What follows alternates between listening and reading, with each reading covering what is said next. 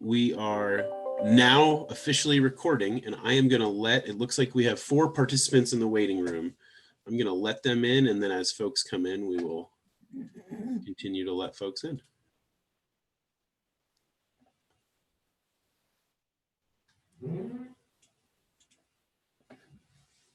Welcome, folks. We're going to wait a minute or so and make sure that we don't have any more students who are going to be jumping on the call, and then we will begin with our forum. Thank you for joining us.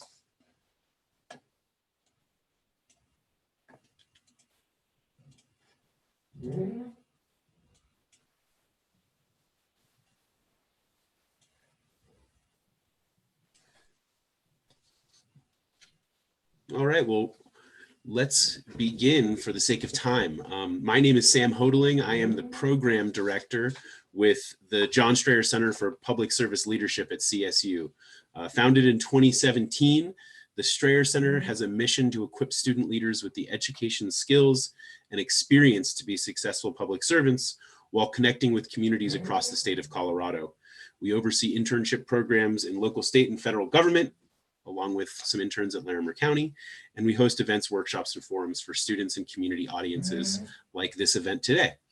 At CSU, we recognize that democratic systems require participation and that results are more representative of our communities when community members are engaged and involved in decision-making.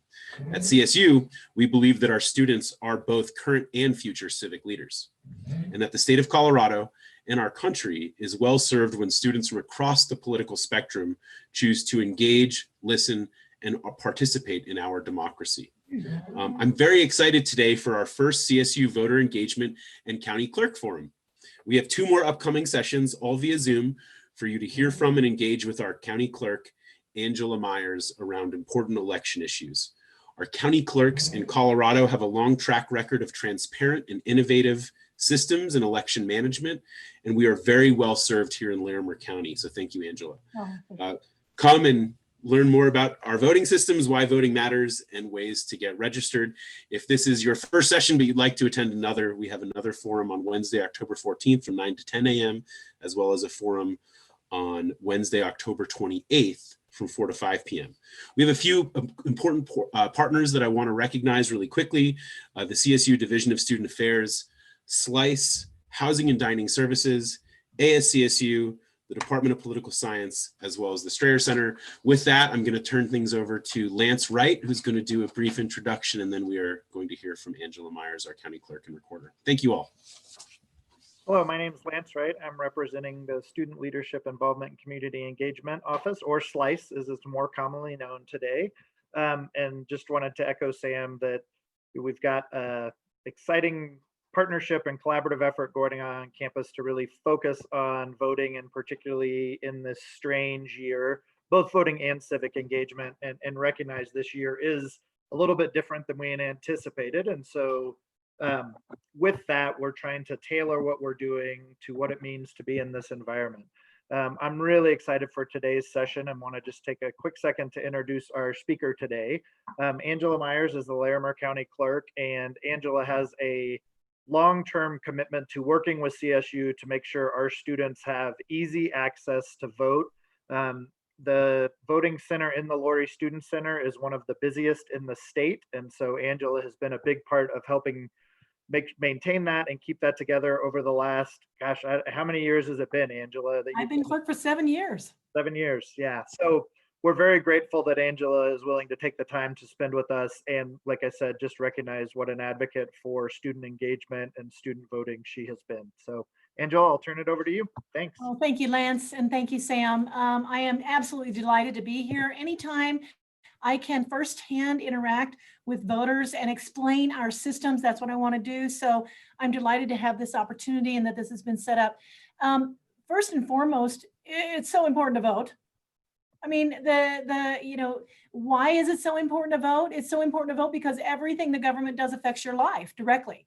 And the government only operates because you voted them in or you elected them and that kind of thing. And participating in that is so critical to having your voice heard and your perspective heard. I completely agree with what Sam said earlier. When you have representation from all across the board of the citizenry, that's the best kind of government you're going to have. So kudos to CSU, and I'm honored to be here participating today.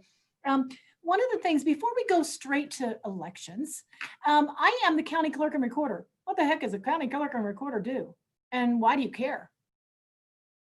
I mean, I have been doing this, as Lance and I discussed, for 7 years. I've been in the office for 17 years, working at the site of my predecessor, Scott Doyle. So I have been involved in clerk and recorder for all that time. And I affect every adult citizen's life who lives in Larimer County. So you ought to know what a clerk and recorder does. First and foremost of concern to you right now is election administration. When you hear all this noise out there in the world about election processes and how they should be done and all those things, and all the noise about does this work, does that not work, and that kind of thing, come straight to the horse's mouth and get your information. And if you don't vote in Larimer County, or if you have friends or counterparts in other states, tell those people to go straight to that horse's mouth, which whoever it is. I don't, some in Colorado across the board, it's clerk and recorders, but there are some states that call it an auditor and that kind of thing. So whoever that person is, they work for you, as does every elected official. So come straight to that person. I'm in your neighborhood, I work for you. So if I don't answer all your questions today, bring them on to the next session, or call me directly and ask me them, okay? Now, the second place where I affect every adult citizen's life is in vehicle licensing. Every license plate that you see on every vehicle in Larimer County has got to come from my office. You can't get your Larimer County vehicle license plates in Boulder or in Weld County or anywhere else. You've got to come to Larimer County. So my staff will see every adult citizen many times, because you probably got a motorcycle, you probably got a trailer and that kind of thing. And the last but almost most significant thing that a clerk and recorder does is I'm responsible for the public record. When properties are bought and sold, records are maintained for that purpose. Now, the public record is anything you want it to be, anything you want to record. But interestingly enough, county government was created because of the need for recording. And so we had a recording department before we had county government. And that is because it was too big of a job to be done centrally at one location for the entire state. So those are the three main things I'm responsible for, one of which today we're going to talk about elections. Now, I want this to be an interactive conversation, so I want to answer the questions that you have, but until you ask me questions, I'm going to go on and on because I can talk forever. So I'm going to get started with the nitty gritty here, okay? We got an election coming up. Election day is November 3rd. But it's no longer in Colorado, at least, a single election day, right? We have early voting that takes place. We are an all-mail ballot state. We've been an all-mail ballot state in Colorado since November of 2013. We've got this. We know how to do this. So there's a lot of noise out there, and I honor that noise. Please know, I don't, people ask me, do I get frustrated about that? I don't, because I feel like when folks ask the questions, when they express concern, now it holds every election official accountable, and it forces us to explain how we operate and what we actually do. So I honor those questions. If you got a question based on the noise out there, bring it on. Let's talk about it. Mail balloting is a big part of the noise, right? Lots of conversation about mail balloting across this great nation. We have this down in Colorado and Larimer County. Our voters should be extremely proud of our operations. They should be extremely proud of how we do mail ballot elections. But I will tell you, I've been at this for 17 years. I've been here for 17 years. You're clerk for 7. If someone had told me 6 months ago that I had to be an all-mail ballot election for the presidential, I'd have been apoplectic. And I probably would have lost 90% of my staff. This is not a change that you make like that. We morphed into mail balloting in Colorado. We were like everybody else early on. You had to have an excuse to get an absentee ballot and get your ballot in the mail. Then we went to no excuse absentee, which meant you could request for each election to get a ballot in the mail. And then Colorado became a permanent mail-in voting state, which meant that instead of an absentee ballot requested for each election, now you could request a ballot, you could request to get your ballot in the mail forevermore. We had 70% plus of our electorate across this state and across Larimer County already request to be a mail-in voter. So we ramped up to mail balloting, right? We had a chance to get our sea legs about us before we went to all mail ballot. And that all-mail ballot happened in November of 2013. Make note, that was not a presidential election year. That was not even a gubernatorial election year. That was an off-year election year when we had only one election to conduct that year. So it was a very gradual, very evolutionary process to get to mail balloting, and it works really well. Were we great at it and perfect at it when we first started? No, we had some challenges. What is the big difference between a mail ballot and the polling place elections of the past in Colorado?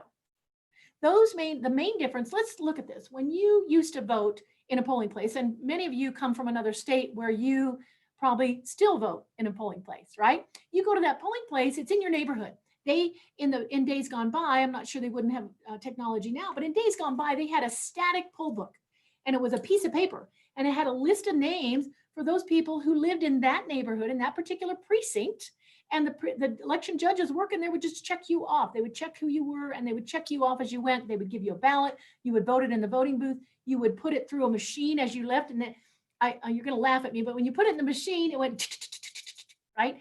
And when you did that as you were leaving, it was actually counting your vote in real time.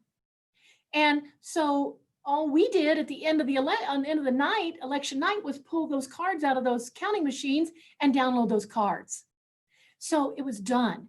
Mail balloting is very, very different. Mail balloting, when you get your ballot in the mail, you have to complete the exterior of your ballot envelope. And that exterior has a signature line. And we compare every single signature on every single envelope to make sure that it's you before we open any envelope. And then we have to open that envelope, and we have to remove the content, and we have to unfold the content. If you left your stub on, we got to remove the stub. We straighten these out, and then we run them through counting equipment. All of that happens after the fact. And it's very laborious, and it takes a lot of time. And so if you don't get that correct, you talk about, I told you if I was required to do this without a lot of pre-planning, it would be really a challenge. And folks talk about fraud a lot with respect to mail balloting. I would tell you my bigger concern for states or municipalities or county governments that are doing this for the first time would be administrative failure. And administrative failure then opens the window to fraud or other things, because if you don't have if your tolerances on your processes are not just very tight, you have a lot of risks involved. So that's one of the big topics in the news today. And I'll be delighted to expand on that even more. I don't want it to be the whole conversation. So I'm going to go on to the next thing, unless I've got a question. No questions yet, Sam, right? Okay. So you hear a lot recently, a couple things. People have been asking me, what about the color of my envelope? Does the different colors, I understand there's a color for Republican and a color for Democrat. That's not true. Okay, at least in Larimer County, it's not true. I can't speak for every place across the state or the nation, but in Larimer County, that is not the case. Color coding on the envelope for us indicates that the voter maybe needs to return an ID with the ballot, or maybe they are an overseas voter. And so we do some color coding for that, because when we get them in our processing center, we have to handle them a little bit differently. Okay. And you might now be asking yourself, well, why would somebody need to return ID with their ballot? Well, in order to register to vote, you do not require ID. But when you vote for the first time, you must provide ID. So folks who have registered and not provided that ID must do so with their ballot. And they're reminded of that. Their instructions are just a little bit different, so that they're reminded to provide that. Their ballot will not be counted unless they do that. And so that is one reason we have a different color on those envelopes. Another untruth that I'm hearing is that there's some indication in this area on your ballot of a letter that indicates your party affiliation. That is not true. There is no such thing. There are letters and numbers on here. If any of them are an R and a D, it has nothing to do with your political party. It has to do with making sure that this ballot envelope goes with the correct ballot at the printer that goes correctly to the voter. And the printer uses those as well. Some of those numbers and letters are used by the Postal Service to make sure that we make it ourselves efficiently through their process as well. So nothing to do with your political persuasion at all. Now, let's talk about the process of voting. When you get your, we're on all mail ballot state. I ask you all, and I'm not sure if it was Sam or Lance who said CSU is one of our busiest sites. It is our busiest site. And that is because we have lots of people coming in person to vote, okay? I'm asking you, please don't do that this year. And that's part of the reason why we have this event going on. Don't wait. You need to act now. You need to get your register. If you're not registered, do it now. Don't wait, because you want to get your ballot in the mail. When you get your ballot in the mail, vote the ballot you get in the mail. Don't come in person, because I left my mask on my desk over there and I'm not going to get up to grab it. But we have special times right now and we're trying to social distance. And so we need folks to do everything they can not to come in the polls, use the mail ballot that you're given. You guys have now unique, in this last year, a drop box now at CSU. So once you do vote that mail ballot, you don't need to come into the polling site to drop it off. Just drop it at that drop box out there by where the buses land outside of the Laurie Student Center. And so keep your distance socially and don't come in to do that. When you do get your ballot, vote it right away. Don't wait. Mail balloting takes a lot more time after the fact to manage, as I explained a moment ago. And so we want to get election night results out as quickly as we possibly can. When I was a rookie clerk back in 2013, I just knew I was going to be the one to make sure we got election night results. That was all there was to it. No reason we couldn't do that. And so I pressed and pressed my folks. I had them leaving the next morning at 6 a.m. as the sun rose. And I had already worked them more than 24 hours or nearly 24 hours. And I prayed that they would make it home safe. And I vowed then that I would never do that again. Remember, this is November. Right now we got nice weather. November's not typically that way. And I knew that if I lost an election worker because of an accident on my watch, because I sent them home past their limits, that I would never forgive myself. And so from that point on, I said, okay, how many can we process in a day? Who gives a crap what the clerk wants? I don't care. I want it to election night results, but who cares what I want? It's what you want. You're the voter. So if you want election night results, you'll vote early. And if you don't care about them, okay, we'll continue counting the next day. And so I asked my staff, what is our capacity for election day to process? The number is 20,000. I also, another thing that made me uncomfortable as a rookie clerk was people calling me on election night, Clerk Myers, what do you think you're going to do? You're going to keep going, or you're going to stop for the night? And I didn't like the way that felt, because I don't want anybody ever to think that I stopped counting that night because I didn't like the results. And so I have a very clear-cut number for the press and for the public. We get more than 20,000 ballots on election day, we will stop and we will continue counting the next day. And so first results will be out at 7:30, second results about 9:30, and third time we will post again at 11:30. At that juncture, we will begin closing things down and ending for the night, and we'll continue the next day. So do I need to take a breath, Sam? Have you got a question? No? We had one question come in, which is, how often do the election boxes around town get checked and emptied, specifically the one at CSU? Is it a daily check? Is it a every other day? What's the cadence? It's a great question. That box and all boxes are under 24/7 surveillance. You will notice if you went to try to put something in them right now, they're locked shut. You can't even put something in. But once ballots are active, which will happen the week of October 12th, now they're open and available. The minute that happens, we are on a regular rotation schedule to pick them up, and it is at least daily, likely several times a day. That pickup happens with a bipartisan team of judges. We don't do anything alone. Nobody ever works alone in Larimer County on elections unless required by law. So we send bipartisan teams. There is a chain of custody on those ballots that are pulled from that box immediately. So we get them out of that box, they go into another box, and there's a tab on there that has a security number. They log that tab, they have to both sign off. When they make it to our counting facility, they drop that box, and another set of judges looks at that tab to make sure it's the same tab, it hasn't been tampered with, and then the chain of custody continues there. Interestingly enough, even when we get ballots in the mail, we do that same chain of custody thing. Nobody goes to the post office alone. They go on a bipartisan team. They begin chain of custody the minute they take those ballots out of that ballot box. I mean, out of that mailbox even. So we high level of security. The security challenge for your ballot is much more susceptible to security breach when it is in your hands, the voter. Never give your ballot to anyone else. I don't say that because people are bad who pick up ballots and drop them in. I say that because their life is also happening, and they may not have the same value for your ballot that you would put on it. I think I've got another question, so I'm going to take another breath here. You do have it was a follow-up question, Uh-huh.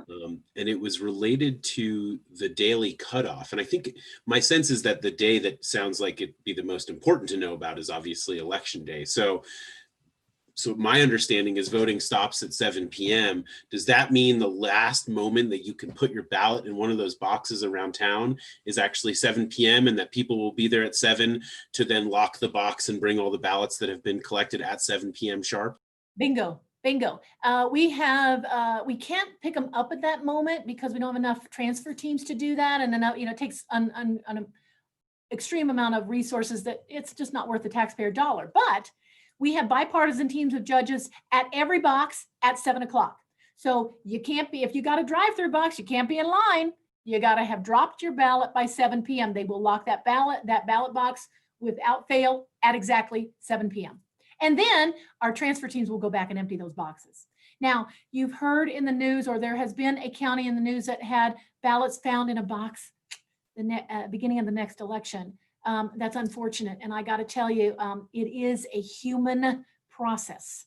And I learn every time, and I get a lot of information about elections across this nation. Anytime I hear of an issue in any place, Colorado or otherwise, as something negative happened, I go to my staff and say, okay, how do we make sure this doesn't happen in Larimer County? And so once that happened on that box, we got a second set of teams going the next day to once again check those boxes just to be sure we didn't have any issue. And I'm here to tell you that could have happened in Larimer, could have happened in any county. It's a human process, but now it can't because we got to double check on that box after the fact. Do I have more questions? No? Okay, when you vote your ballot, the ballots come with a stub on the top. This is my stub from my ballot from the 2019 election, okay? But at the very top here, it says, I voted November in the 2019 coordinated election.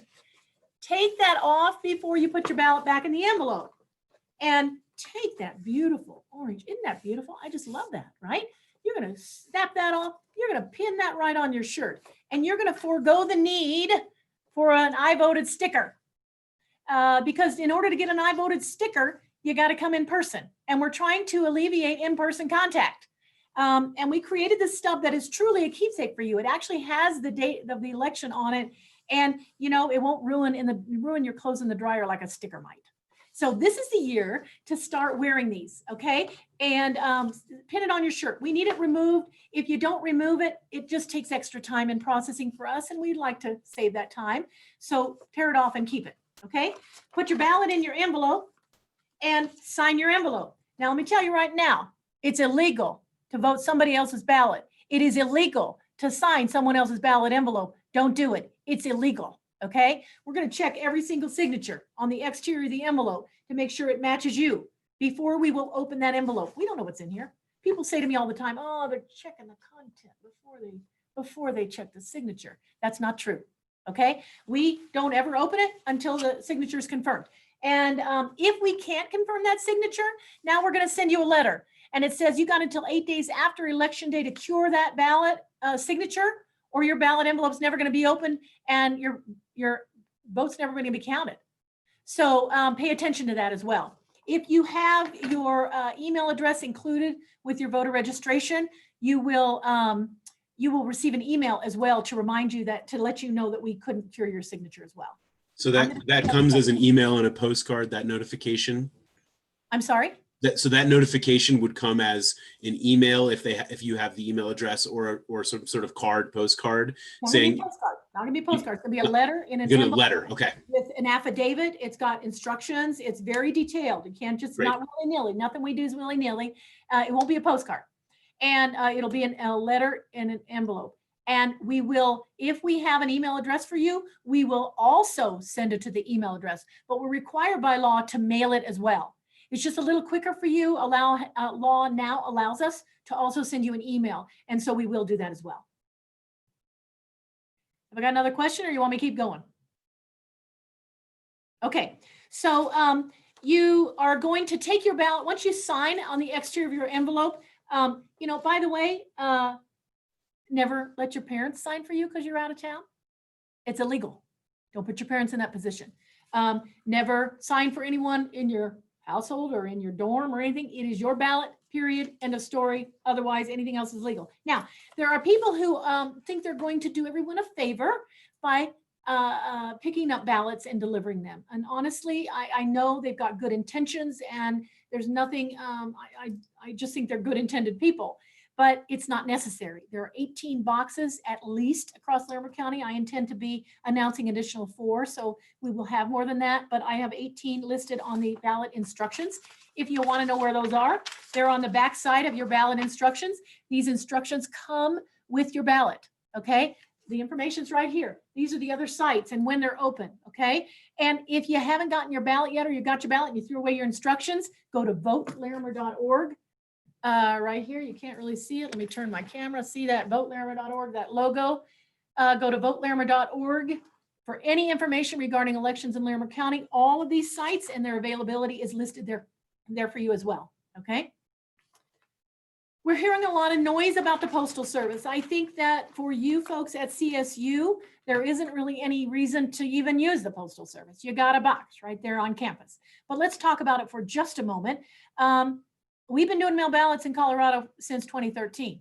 We have partnerships with the Postal Service. We, even someone in my county works directly with our local postmasters to make sure this envelope is created in such a way that it's going to efficiently and effectively get to you and back to us, okay? This is the one that's going to you. This is the one that's coming back to us. We work directly with the Postal Service to make sure that it's prepared accurately and properly to expedite through their system. I have complete confidence. We have been assured that the Postal Service has got this and that it's going to be business as usual for us. Okay, so the noise about the postal system, just relax here. I can't speak of the rest of the nation, but here I feel completely comfortable with it. And we're well blessed. You know, those postal workers, my goodness, fine people. They handle billions of pieces of mail every day. And, you know, I would put their accuracy rate up against a lot of things in this world. So I'm pretty pleased with it. Yeah, I feel good. Any questions there, Sam? Because I can keep going.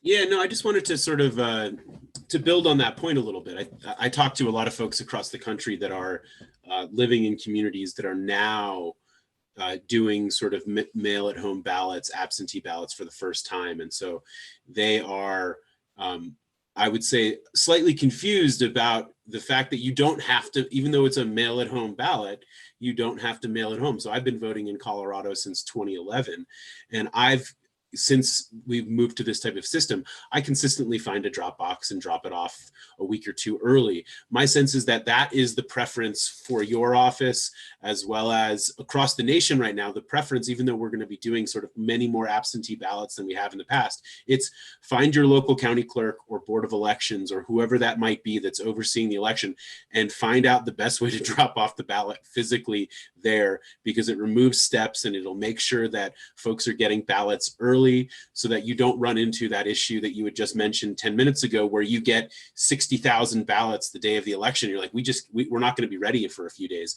I think everybody wants results on November 3rd. And if we all want results on November 3rd, that actually means we need to make a plan now and get those ballots in weeks in advance to give all of you the opportunity to do your job. Would you agree with that? Absolutely right. You couldn't have said it better. And I got to tell you too, you know, mail balloting is the great equalizer, right? Because everybody gets mail. And so the only thing I would add to what you said, Sam, is that if you can't get to a drop box, just get that ballot in the mail, vote that ballot, drop it right back out in that box. We got plenty of time to get it back from the Postal Service. And now you're not dependent upon anybody to get that back.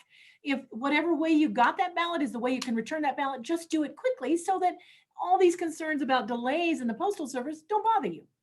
And so, yeah, Sam, you're absolutely right. Please vote early. Do not wait until election day. We also have a lot of, because this is going to be recorded, and so many students will probably have an opportunity to see this after this live conversation today. 70% of our students at CSU are in-state, but primarily are not from Larimer County. And so for those students across the state who maybe their ballot is going to their home in Grand Junction, do you have any feedback or advice for folks from across how they can get their ballot from home here quickly enough and then mail it back? What makes the most sense from a systematic perspective? Check your voter registration right now and change it so your ballot is mailed to you here in Larimer County, even though it's a Grand Junction ballot or a Boulder County ballot. That's why I'm saying check your registration now. Because if you do, the minute those ballots go out, they're going to come to you at your address here. You don't have to, ballots are not forwardable. Your ballot will either be returned to us, which would be the correct thing to have happen, or your parent or someone at your home is going to try to get it to you. Now they got to FedEx or they got to spend money to get it to you. It really is not a good plan. So make the contact now. Make the contact now to change your registration. And to do that, even if you're not from Larimer, to do that, just go to votelarimer.org and update my registration or check my registration. It takes you to the state site where whatever you do is going to affect you in whatever county you're from. So if I'm hearing you correctly, you can stay registered in Grand Junction, but have the ballot, because you're at CSU, directly sent to Fort Collins. So you're still voting for your local county candidates and everything, but you're getting the ballot directly here and then putting it right back in the mail so that it can go back across the state. Exactly right. Exactly right. So we had another question come in the chat box. Can you talk about how we track our ballots with the stub that we keep, and sort of broader than just that? I've heard from election security experts that they really appreciate the system we have here in Colorado because there's both physical evidence, as in there's a paper trail, and there's also especially this year, the digital ability for me to go and check my ballot and say, I can see who I voted for and that it did in fact, or not necessarily who I voted for. I see your face. I can see the fact that my ballot was received. Exactly. And so can you talk about that a little bit, both Absolutely. How to track the ballots and what that system looks like in Colorado? Absolutely, Sam. You know, this is not new for being able to track your ballot, okay? For many years, you've been able to go to votelarimer.org, track my ballot. If you go to that page, it's going to have a place, track my ballot, and you're just going to hit on it. Now, it's going to take you to a state website. It's, you know, it's a little bit cumbersome, but don't be dissuaded. Check there, and that you can check the status of your ballot. It absolutely will not tell you how you voted, because if it did, then I would know how you voted. And we don't want anybody to know how you voted, right? That's secret. So once we remove, and I'm gonna belabor that for just a moment, because once we confirm this is you on this envelope, and we remove the ballot from the content, the ballot envelope content, we no longer connect it with you. I have no idea. That's before it's ever unfolded. The ballot, the judges, this goes through a machine and it puffs open this envelope, it cuts it on two sides, puffs it open, and the judges are just sitting there pulling the content out. They don't know who this is. And so now that's thrown to the side. It's kept, but it's thrown to the side, and your ballot's separate. We have no idea how you voted, number one. But we can see that we've received it. We can see, we can see that it's been mailed to you. We can see that we received it, and then we can see that we accepted it. Now, this year, uniquely though, Sam, you're right. We've got a brand new system called Ballot Tracks. If you have an email address in our system with your voter registration, you've already received an email from Ballot Tracks, and it's telling you that you're automatically registered, and it will automatically give you those heads up, that information, unless you opt out. That's brand new this year. So if you haven't gotten one and you haven't provided us with your email address, you might want to add your email address, or just go to the website, go to our website. We'll instruct you on how to get in contact with Ballot Tracks if you didn't already have your email address in. You know, your Ballot Tracks information can come to your phone as well. So yeah, it's great information, so you don't have to worry, especially if you mailed it early. What else? It's easy and I'm old and not so smart and I can do it. I love that. I'm reading the chats now myself. Yeah, you're absolutely right. I hope that everything we have to do with respect to elections is easy and you don't even have to think about it. Just do it. Except for what you're going to decide on that ballot, and that's not my world. Okay, any other questions for me? Sam, how much time do I have? Because I can keep going. So we're at about 12:35. I'm thinking let's keep going for about another 10 minutes or so. And then obviously I have a few slides about, ways that students here at CSU specifically can get involved and use some of the resources that we have. Okay. But yeah, let's just keep going. This is great. Thank you so much. Oh, you bet. Now, we were talking a little bit earlier about making a plan to vote. The ballot is not going to be short. I'm sure this is a sample ballot, okay, for this year, this election. And this sample ballot contains everything that possibly could be on the ballot, okay? So nobody on this call has got all these things, okay? This is everything that could possibly be on. So Sam, your ballot looks different than mine, looks different than Lance's, whatever, based on where we live, right? But it is long. So you need, if you're going to vote really quickly after you get your ballot, which we want you to do, go to votelarimer.org and look at a sample ballot and decide who you're going to vote for before you get your ballot. And then you can get it all done very quickly. That is another way to make a plan so that you are ready to go. Okay. There is a lot of noise out there. We've had in previous elections a lot of talk about hacking. Anybody care about that topic? Because I can talk about it. Yeah. Okay. There are 3 places where we use technology in elections administration. One of them is the statewide voter registration list. Okay. That is a federal requirement, by the way. All states are supposed to have a statewide voter registration list. I cannot confirm for you that all states do yet. And that is one main element that is absolutely a requirement in order to make mail balloting work.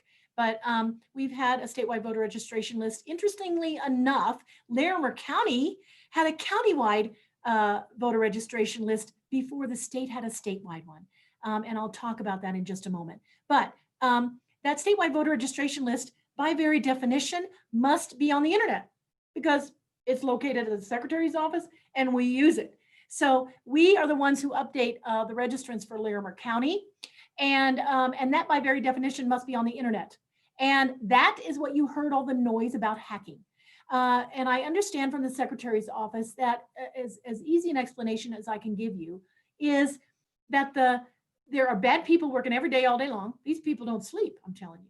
And they, every day, hundreds of times, the secretary tells me, they go in and they rattle the doorknobs on databases like our voter registration database. And if the doorknob's open, they're going to come in. If the doorknob's locked, they're going to go to the next one because there always is a next one. And there usually is one that's unlocked. And that's the easy low-hanging fruit. Okay. When we heard about hacking, Russians hacking, Colorado was involved in that because the Secretary of State's office informed the Homeland Security that someone had rattled our doorknob. Not that they got in. They did not get in Colorado. Okay. They did get in other states. I think Illinois being one of them. But one thing I want you to remember, that voter registration list is public information. And you want it that way. Because what do you think about an election where only these people get to vote, but nobody gets to know who these people are, but they get to vote. And so we don't want anybody else to know who they are. You see what I mean? You've got to have a public list, okay? Now, that list would not include things like your email address, your driver's license, all those other things that we have to have, but it will have your address and likely your phone number. And so it is public information. You can buy a list from me for $65, okay? And so the information they would get on that voter registration list, although we don't want them to have it because now it's going to include some other information about you, it is generally public information, okay? And in Colorado, they did not access it. They still try all the time. The Secretary of State's office has a cybersecurity expert focused entirely on cybersecurity of the election process.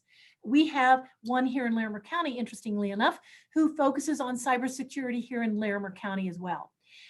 He explains, I'm not an IT guru, guys, and I'm sorry, but I don't speak the language. And I said, give me something that I can share with the public. And plus, I got to be sure that I feel like I agree that he's got this before I can honestly say to you that I feel like we've got this. And he explained it to me that all municipalities and government offices have a cybersecurity rating. It's kind of like he likened it to your credit score for us. And he said it goes up to like 8, and Larimer County's at like an 8.5. So although we look great on paper, right? He also tells me not foolproof. Doesn't mean that we shouldn't absolutely and must be absolutely vigilant every single day, because these guys are working overtime. So nothing is foolproof. But I think we're in as good a position in Larimer County as we can be. Okay. Second place we use technology is in the voting equipment that we have at the voting sites. We have electronic voting machines at every single polling site. And that is a requirement, again, of federal law. The reason for that is because it's an ADA compliant unit. So folks can listen to their ballot. They can have a finger touch pad to make their choices. They can make the letters bigger for them and look at it that way. But our equipment in Larimer County and all across the state, quite frankly now, is they vote on that electronic machine, then that machine prints out a ballot. And it prints out a paper ballot that's on an 8.5 by 11 sheet of paper. And then they're going to drop that in the ballot box, okay? And so it's no longer electronically stored in the unit. And that piece of voting equipment is never, ever, ever, ever, ever, ever, quite frankly, it just isn't ever connected to the internet for any reason, not for diagnostics, not for anything. And it has chain of custody. It does have cards in it. The cards you put in it are really to determine which ballot you get, because Sam's ballot is different than Angela's ballot, is different than Lance's ballot.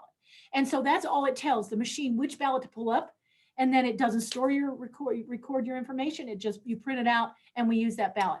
And so it's never connected. Chain of custody on that machine, so that, and that chain of custody is managed and checked regularly by election judges. When that machine is not in use and not deployed, it is maintained under camera in a storage unit. So, and not a storage unit, but in a storage space that is obviously climate controlled and all those things, but it is under camera. So no use of that when we don't know it. The third place we use technology is when we develop the ballot and when we count the ballot, right? So at our counting facility, we have those judges in bipartisan teams are dropping those putting those ballots into they're actually dropping them now into a scanner that scans those ballots and counts them. That counting equipment is linked then to a server. That server is linked to that counting equipment. That counting equipment is linked to that server. That server is linked to that counting equipment. That counting equipment is linked to that server. Am I making my point clear? It's never, ever, ever, ever, ever, ever. It just isn't connected to the internet ever. Not for diagnostics, not for logic and accuracy testing, not for anything. So that takes it off the planet from hackers. So I hope that is enough of an explanation for you to feel good about the process.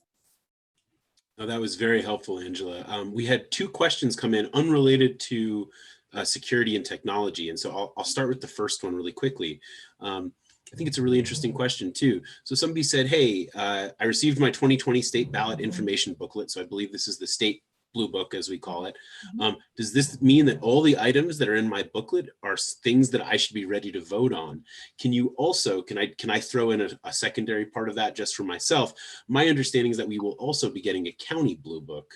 I'd love to hear your thoughts on both the state blue book and the county blue book and how to sort of navigate that. You bet. Thank you so much. Everything, if you're a state resident, you're voting on in any county in the state, you are gonna vote on those questions, all of them. So be prepared. That's another one of those get ready, right? That's another reason why looking at this, sample ballot and seeing all the questions, yeah, you gotta be prepared. And I don't have anything to do with how that book is prepared. It is prepared and distributed by the state. Okay, now we also, Larimer County, there are, why do you get a blue book locally? We are required by law that if there is a tax question, that a TABOR, it's called a TABOR notice, and you have got to get a notice about that. Those questions, we don't have any county questions. So I didn't prepare, I wasn't responsible for even gathering comments. Please know that if there is a tax related question in your jurisdiction that you live in, you as a citizen have the right to provide your thoughts pro or con on that question.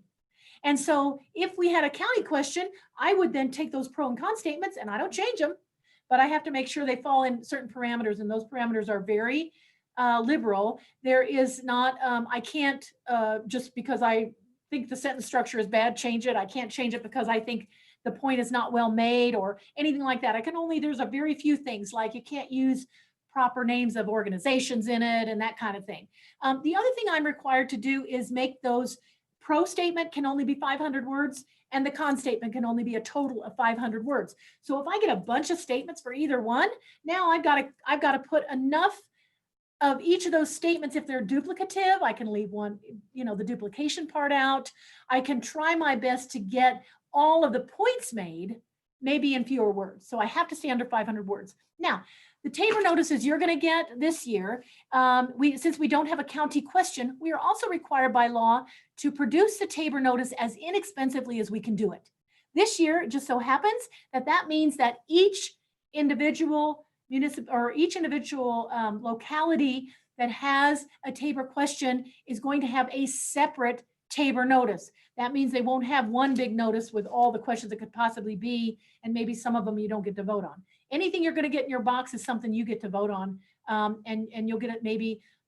In very few instances is there more than one Tabor notice per household because they just don't overlap that much, but there will be a few of those cases. That means that entity, so City of Loveland, for instance, they've got some tax questions on. That entity has to certify that Tabor notice to me, and they're the ones who are responsible for the pro and cons that they got and putting them to me in the right, as they want them printed. Does that help? That was very helpful. And then it looks like there was one question about when that will be sent out. So October 2nd, I believe. Okay. My personal question that I wanted to throw on there, you were just talking about the importance of these bipartisan groups, these election judges that work together, correct? My sense is that because of the pandemic, election judges tend to be folks who are maybe more closer to the retired side of the age spectrum. Because they have the time. It makes a lot of sense and they want to give back. They're thinking about sort of the importance of this from a civic perspective. Is this something that, is an election judge a position that a CSU student might be interested in doing? And if so, is there compensation? What does the time, look like? What does that sort of, what does that responsibility look like if a CSU student was interested in potentially becoming an election judge? It's a great question, Sam. We're going to hire 600 to 700 election judges. I do think we are not desperate for people. So normally I would be saying, please be an election judge. We're not quite that desperate this year. We've had lots of folks sign up, but please don't hesitate. Go to votelarimer.org, how to be an election judge, and there is all the detail there. Now, there are positions ranging from folks we have hired and have had hired for quite a little while, a couple months, who are data entry folks, or telephone folks, because there's lots of questions coming in. So they're processing, when I say data entry, they're processing your registration forms that we get every day. They're also taking the phone calls from people who have questions, right?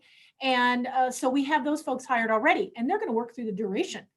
We also have folks, it runs the gamut from that to folks who work only on election day. The number of positions for that are limited because now our window, as I started this whole thing off with, election day is November 3rd, but we don't have really an election day now. We have an election window, right? And so most jobs are that whole window. We have some voting sites that we open only on election day. That's where the people who would be only working one day, that's the only positions we have for them. If you want to consider being an election judge, you need to be committed. You need to make sure that you're going to be there for the entire time. We don't make exception for, I have this doctor's appointment this day or this class this afternoon, or we don't do that. Too much administration. You got to bring everything to the game and be here for the duration. I got to tell you, I'm very, really enthusiastic about today. I had one of my first election judge training classes, had 5 election judges in there. They happen to be the judges that are going to set up our technology in our sites. All of them were new, and only none of them were retired. And a couple of them were actually using their built up vacation time that now they can't go anywhere with, and they're going to lose it. So they are taking that time and helping us as a matter of civic duty. And I think that's really, really important. It is a civic duty. And I will tell you that we do everything in bipartisan teams where we are allowed to do so. And I tell you what, it is a beautiful, beautiful thing. I will never talk politics with you, and election judges won't be talking politics with you, and they work in bipartisan teams where they're with someone with a very differing viewpoint. And all the election judges know without fail that there's a higher calling than your political persuasion, and that is integrity of the system. And it's really, it's such an amazing thing. If you've never had a chance to see it in action, it really, you will not forget the feeling that that invokes, and the sense of duty that you feel like you have accomplished. And also you will know that our system is an excellent system. I have yet to have an election judge. And if somebody comes to me and they're just curmudgeonly about, this is all broken and we need to fix it, and I always explain how it works, but then I also say, come be an election judge, see it firsthand. Those people who have the most concern, be right in the middle of it, see it firsthand. I have never had any of them walk away without, oh my goodness, you can't game this system. It is really amazing. I've heard from friends in Larimer County that it's one of the most rewarding things that they've done is being an election judge. So thank you so much for that. We are close to being out of time, so I wanted to give you an opportunity to kind of wrap up. And if there are any sort of large things that you really wanted to ensure that the students who have participated today remember, what might those be? And then I will share a few slides about the resources at CSU, and we'll be done. Thank you, Sam. This is the first of 3 sessions. So I talked a lot this time, and I'm looking forward to some dialogue from you. And I'm hoping that when we next convene, you will come with your questions and you will ask me. This will be more of an interactive dialogue. If you don't, please know I got no trouble talking, but I want this to be important to you. So now you've got a taste for how this will go and a taste for the kind of information I can give you. And let's have some conversation next time. No doubt, every single day, bring some new noise out there that we'll be able to talk about. Please do exercise your voting right and privilege. It really is that in both instances. If I call it a privilege, somebody's mad at me because I didn't call it a right. I'm here to tell you it's both sides of the coin. Don't overlook how important that is to your life. I am honored to be here. I look forward to next time, and I'm going to turn it over to you, Sam, so you got time to do what it is you'd like to finish up with. Excellent. I'm going to share my screen very quickly. Let's do that. And then we will start our slideshow. So really quickly, I just wanted to thank Angela, obviously, for the incredible work that she does and her office does, as well as for joining us today. I think this is really important. And I know that the students at CSU who I've spoken with who are from across the political spectrum are very aware of the importance of voting in this election. And there are a lot of questions. So I think this is going to be a fantastic resource. Thank you to Lance, as well as the rest of our team representing Housing and Dining Services. That's Teresa Metzger, SLICE, the Division of Student Affairs, ASCSU, Jess Deardahl, as well as a number of the folks who have been, a number of the students who have been in leadership positions at ASCSU. And we have a number of Strayer Fellows that have been working closely on this, like Kaylin and Emily and others. One of the things that we put together, which I'd like to share with you folks, is a new civic and voting resources webpage, which is housed under SLICE. And so the website is right here for you. If you go to that website, there are a lot of different ways that you can get involved from both a civic perspective as well as a voting perspective. Big picture, as I said in my opening remarks, democratic systems require participation. Results are more representative when you all are involved. And we really believe that our students at CSU are both current and future civic leaders. And so voting is a part of that. We had a conversation last Thursday that President McConnell was a part of. And one of the things that I mentioned that in that conversation was, why can't we be the university across the United States that has the highest voting turnout? We have a system which would allow for many, many folks to participate. let's see if we can get more students voting on this campus than in our peer universities. That should be sort of a common sense goal in my mind. There are many resources listed on this specific website. You know, one is the Colorado Secretary of State's office. If you're interested in getting more information and really checking your voter registration, there are going to be a voting location at the Laurie Student Center again, as well as the ballot drop box, which we mentioned a number of times, just north of the Laurie Student Center near the Transit Center. The county clerk's website is a fantastic resource to start with if you have any questions about voting. If you couldn't tell already from having our county clerk and recorder here with us today. If you're not from Colorado, but you're interested in learning more about absentee voting or voting by mail, there is a fantastic website right there, which will direct you to individual Secretary of State's websites for different states. That's another great resource. Rams Vote. There'll be a slide about that in 1 second, so I'll come back to that. As well as this other resource, which is about state and local elections, as well as the League of Women Voters, who are doing a lot of voter registration events. So is New Era Colorado, ASCSU. There are a number of organizations doing voter registration on campus, even while we're sort of in this hybrid state right now with a lot of online classes and a lot of in-person classes. And so they'll be on the plaza starting in October. And so if you haven't registered to vote and you just so happen to be on campus, great opportunity for you right there. I really wanted to go to this Rams Vote page that ASCSU put together. It encourages students to go to Rock the Vote. So if you need to register, there's quite literally a registration opportunity through ASCSU and SLICE. This is a great way for you to check your registration if you are especially from out of state. If you're in state, Secretary of State Griswold's website is also a fantastic resource for you. So I believe that is it for my brief slides. This was just to sort of let students know that along with the county clerk's office, there are pretty significant resources available at CSU. And we'd love to hear from you if there are things that are missing. We'd love to hear from you if you have questions. We'd love to hear from you if you have ideas about how we can get more students to vote. This is going to take all of us together, and thank you all for joining us today. I really appreciate you spending some time with us, and we will be putting this recording up on that same website that we just mentioned. And so thank you, Lance. Thank you, Angela. And with that, have a great rest of your afternoon. Take care. Bye-bye.